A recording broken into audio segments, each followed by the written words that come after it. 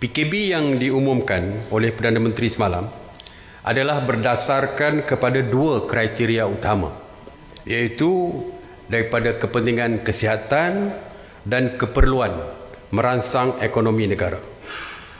Oleh sebab itu kerajaan telah pun mengarahkan penyediaan syarat SOP yang ketat. Walaupun kepentingan kesihatan saya sebut tadi dan kepentingan ekonomi juga diperlukan, tetapi tidaklah terbuka secara bebas, tetapi tetap tertakluk kepada SOP yang ketat. Dan perlu saya ingatkan bahawa PKP masih terus dilaksanakan. Bukan bermakna PKPB ini tidak ada akta lagi yang mengikat rakyat kita untuk patuh kepada setiap arahan. Kerana Akta 342 masih lagi berkuat kuasa dan tindakan masih boleh diambil kepada mereka yang ingkar kepada kepatuhan akta ini.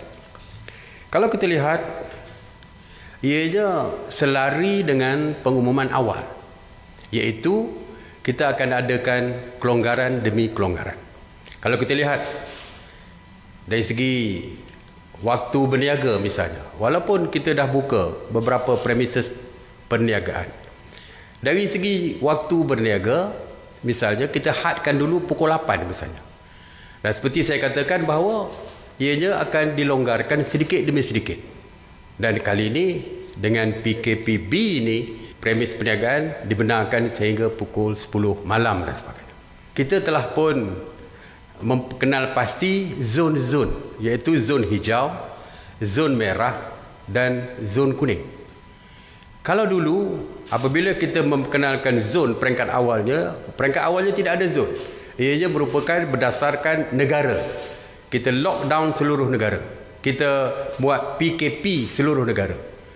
Lepas itu kita turunkan kepada negeri.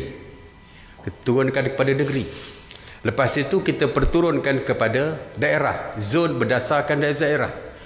Dan sekarang ini kita selepas itu berdasarkan mukim. Dan kini berdasarkan lokaliti.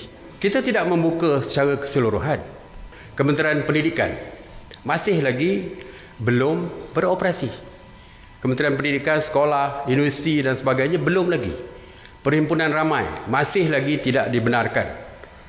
Social distancing masih lagi diperlukan berdasarkan SOP dan sebagainya. Jadi walaupun kita membuka, tetapi tidak bermakna seperti yang disebut oleh banyak pihak, kita membukanya secara tergesa-gesa. Seperti saya katakan, kita memang melalui peringkat-peringkat tertentu. Dan sekarang ni peringkat yang kita buka ini juga di kawasan hijau, seperti yang telah pun saya sebutkan, bahawa tidak adil sebenarnya kalau kawasan hijau dah begitu lama, tiba-tiba mereka terpaksa dikawal pergerakan mereka berdasarkan seperti disamakan dengan kawasan merah. Saya selalu sebut, di Rumah Panjang, di Sarawak, di Kapit, tak ada orang luar pun masuk. Tetapi dia juga dikawal dan pergerakan mereka dikawal, dan kalau mereka melanggar peraturan, mereka juga akan dikenakan tindakan kerana dia juga tertakluk kepada PKP sama seperti di kawasan merah yang lain.